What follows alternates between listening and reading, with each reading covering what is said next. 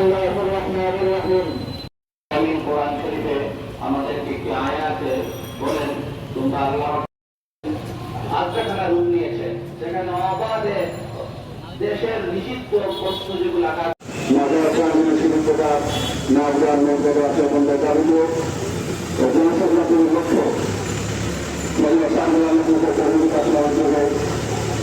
কিছুক্ষণের মধ্যে বিচার মানববন্ধন শুরু হয়ে যাচ্ছে।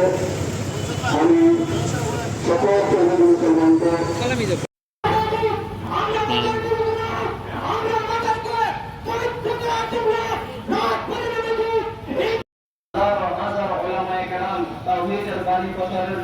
সারা বিশ্বে ছড়িয়ে যাচ্ছেন, কিন্তু এই সিলেটের মধ্যেই কিছু মাজারে আমরা দেখতেছি সেই তাওহীদের যে আতঙ্কবাদের সেই সূচনা, সেখানে